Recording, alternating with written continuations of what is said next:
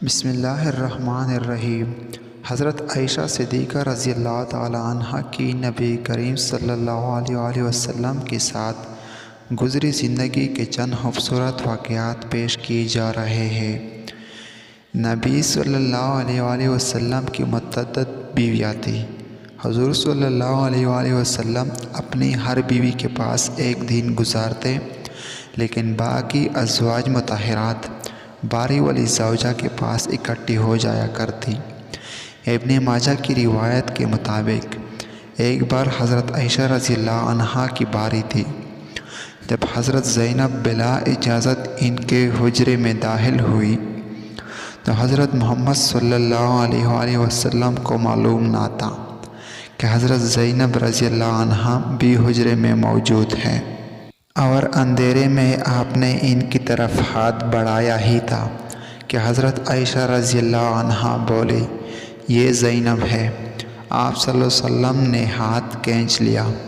اس پر ان دونوں یعنی حضرت عائشہ رضی اللہ عنہا اور حضرت زینب رضی اللہ عنہا کی آپس میں تکرار شروع ہو گئی اور ان کی آوازیں بلند ہو گئیں۔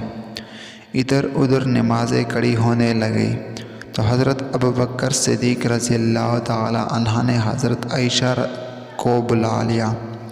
حضرت عائشہ بولی، آپ نماز ادا کرنے کے بعد میرے والد مجھے خوب ڈانٹیں گے۔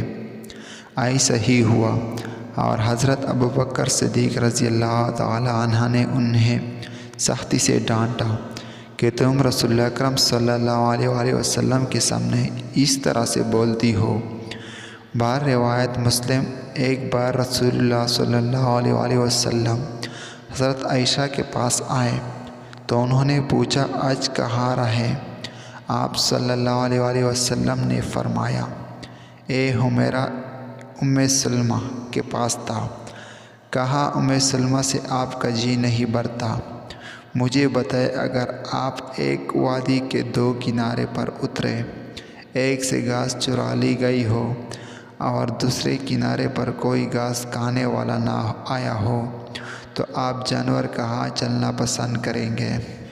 تو آپ صلی اللہ علیہ وسلم نے فرمایا، وہ جس کا سبزہ چکانا گیا ہو۔ تو حضرت عائشہ رضی اللہ تعالی عنہا کہنے لگے، میں آپ کی دوسری عورتوں کی طرح نہیں، میرے علاوہ ہر عورت دوسرے مرد کے پاس رہی ہے۔ حضور صلی اللہ علیہ وسلم مسکرا دیے۔ بار روایت بخاری شریف روم مکوک، اس نے رسول اللہ صلی اللہ علیہ وسلم کو ایک کتبی باندھی ہدیہ کی۔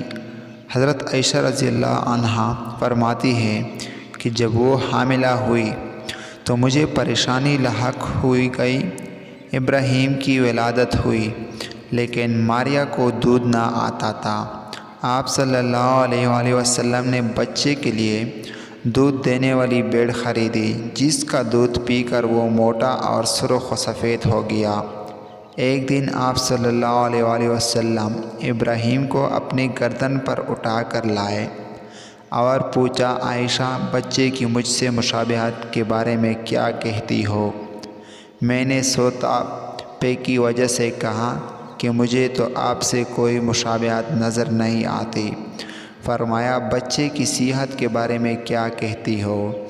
میں نے کہا، جو بھیڑوں کا دودھ پیتا ہو وہ ایسے ہی ہو جاتا ہے۔ حضرت عائشہ رضی اللہ تعالی عنہ فرماتی ہیں کہ میں ان عورتوں سے چڑھتی تھی جو اپنا آپ صلی اللہ علیہ وسلم کو حبا کر دیتی تھی۔ میں کہتی تھی، بھلا کوئی عورت اپنے تایا جب حبا کر سکتی ہے؟ جب اللہ تعالیٰ نے یہ آیت اتاری، اے نبی صلی اللہ علیہ وسلم اپنی بیویوں میں سے جس کو چاہے الگ رکھیں اور جسے چاہے اپنے پاس رکھیں اور جسے چاہے الگ کرنے کے بعد واپس بلا لیں، اس میں بھی کوئی حرج نہیں۔ سورۃ الاحزاب میں تو میں نے کہا، مجھے لگتا ہے کہ آپ کا رب آپ کی خواہش پوری کرنے میں جلدی کرتا ہے۔ بار روایت بخاری، بار روایت مسلم، ابن حجر کہتے ہیں کہ کئی صحابیات نے اپنی جان رسول اللہ صلی اللہ علیہ وسلم کو بخشی، لیکن آپ صلی اللہ علیہ وسلم کسی ایک کو نکاح میں نہ لائے، کیونکہ یہ آپ صلی اللہ علیہ وسلم کی منشا پر موقوف تھا، بشرط یہ کہ نبی کریم صلی اللہ علیہ وسلم ان کو اپنے نکاح میں لانا چاہیں۔ الاحزاب ابن حجر نے حضرت میمونہ رضی اللہ تعالی عنہ کی واہبہ ہونے کا بھی رد کیا ہے۔ ام المؤمنین حضرت سودہ بنت زمعہ رضی اللہ تعالی عنہ نے اپنی باری کا دین حضرت عائشہ رضی اللہ تعالی عنہ کو دے دیا تھا، چنانچہ حضور صلی اللہ علیہ وسلم حضرت عائشہ رضی اللہ تعالی عنہ کے ہاں 2 دن قیام فرماتے۔ حضرت عائشہ فرماتی ہے کہ سودہ کے علاوہ کوئی عورت ایسی نہیں کہ میرا اس جیسے طور طریقے اختیار کرنے کو دل چاہے، مگر ان میں بھی تندی تھی۔ بار روایت مسلم ایک بار حضرت صفیہ بنت حائی اور حضرت عائشہ میں جھگڑا ہوا، دونوں نے ایک دوسرے کے باپ کو برا بھلا کہا۔ رسول اکرم صلی اللہ علیہ وسلم نے سنا تو فرمایا، صفیہ تم ابو بکر کو گالی دے رہی ہو۔ حضرت عمر رضی اللہ تعالی عنہ فرماتے ہیں، رسول اکرم صلی اللہ علیہ وسلم کی ازواج آپس میں رشک اور رقابت کی وجہ سے آپ صلی اللہ علیہ وسلم سے روٹ گئے، تو میں نے ان سے کہا کہ اگر رسول اللہ صلی اللہ علیہ وسلم تمہیں طلاق دے تو مجھے بڑی امید ہے کہ ان کا رب انہیں بدلے میں تم سے بہتر بیویاں دے گا۔ تو اسی مضمون کی آیت سورۃ تحریمہ میں نازل ہو گئی۔ بخاری ایک سفر میں حضرت محمد صلی اللہ علیہ وسلم کے ساتھ جانے کے لیے حضرت عائشہ اور حضرت حفصہ کے نام کرا نکلا۔ رات کے سفر میں گفتگو کرنے کے لیے آپ حضرت عائشہ رضی اللہ تعالی عنہ کو اپنے ساتھ رکھتے تھے۔ حضرت حفصہ رضی اللہ عنہ کو اس پر رشک آیا۔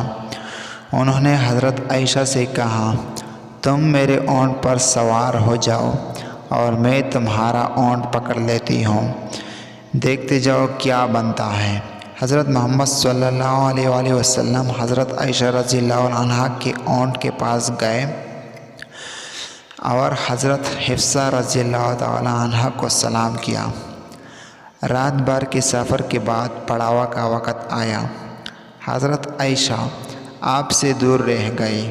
وہ نبی صلی اللہ علیہ وسلم سے شکوہ تو نہ کر سکتی تھی، اس لیے زمین پر اترتے ہی اپنے پاؤں ازہر گھاس میں ڈال دیے، جس میں سانپ بچھو کا بسیرا ہوتا ہے، اور رنج کے باعث دعا کرنے لگی، یا رب ڈسنے کے لیے مجھے کوئی سانپ بچھو ہی مسلط کر دے۔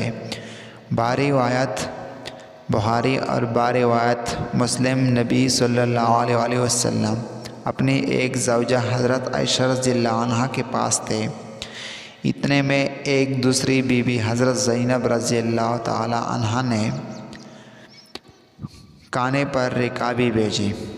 حضرت عائشہ رضی اللہ عنہ نے جس کے ہاں نبی صلی اللہ علیہ وسلم تھے، لانے والے خادم کے ہاتھ پر ایک ضرب لگائی تو رکابی گر کر ٹوٹ گئی۔ آپ صلی اللہ علیہ وسلم نے گرا ہوا کانا اور رقبے کے ٹکڑوں کو اکٹھا کیا اور خادم سے فرمایا، تمہاری اماں ام المؤمنین عائشہ کو رشک آ گیا تھا۔ خادم کو روک کر آپ صلی اللہ علیہ وسلم نے گھر سے نئی رکابی دے کر رخصت کیا۔ بار روایت بخاری حضرت عائشہ صدیقہ رضی اللہ عنہ فرماتی ہے، ایک رات سوتے ہوئے میرا جسم آپ صلی اللہ علیہ وسلم کے جسم سے مل گیا۔ آپ صلی اللہ علیہ وسلم نے فرمایا، عائشہ کیا اس رات کو مجھے رب کی عبادت کی اجازت دیتی ہو؟ میں نے کہا، واللہ مجھے آپ کا قرب پسند ہے، تاہم میں آپ صلی اللہ علیہ وسلم کی خواہش کو ترجیح دیتی ہوں۔ پھر آپ صلی اللہ علیہ وسلم نے قیام کیا اور رو رو کر قرآن کی تلاوت کی۔ حتیٰ کہ آپ صلی اللہ علیہ وسلم کے کندھے مبارک بھیگ گئے۔ پھر آپ صلی اللہ علیہ وسلم بیٹھ کر تلاوت کرتے رہے حتیٰ کہ آپ صلی اللہ علیہ وسلم کے پہلو آنسو سے تر ہو گئے۔ پھر لیٹ کر تلاوت کی اور روتے رہے حتیٰ کہ زمین آنسوں سے تر ہو گئی۔ آپ صلی اللہ علیہ وسلم کے پاس جب حضرت بلال رضی اللہ تعالی عنہ آئے تو انہوں نے کہا، یا رسول اللہ صلی اللہ علیہ وسلم، میرے ماں باپ آپ پر قربان، کیا اللہ تعالیٰ نے آپ کے آئندہ اور گزشتہ کے تمام گناہ معاف نہیں کر دیے؟ فرمایا، بلال، پھر میں شکر گزار بندہ نہ بنوں؟ اللہ تعالیٰ نے مجھ پر اس رات میں یہ آیت نازل فرمائی، یعنی آسمان اور زمین کی پیدائش میں، دن رات کی گردش میں اہل عقل کی نشانیاں ہیں۔ جو اللہ کا ذکر کرے بیٹھے اور لیٹے ہر حال میں بجا لاتے ہیں، اور وہ زمین و آسمان کی پیدائش پر غور و فکر کرتے ہیں اور کہتے ہیں، اے ہمارے پروردگار، تو نے یہ سب کچھ باطل پیدا نہیں کیا، تو پاک ہے، ہمیں آگ کے عذاب سے نجات عطا فرما۔ عمران۔ اللہ عز و جل سے دعا ہے ہمیں دین کی صحیح سمجھ عطا فرمائے اور ہمارا خاتمہ ایمان پر فرمائے، آمین ثم آمین۔ محترم ناظرین کرام، آپ سے گزارش ہے کہ کمنٹ میں ایک بار درود شریف پڑھ کر دیجئے۔ میری یہ معلوماتی ویڈیو پسند آ جائے تو برائے کرام اس ویڈیو کو لائک اور شیئر کر دیجئے اور میرے اسلامی و اصلاحی چینل کو سبسکرائب کر لیجئے۔ جزاک اللہ خیر الکثیر۔ اللہ ہم سب کا حامی و ناصر ہو۔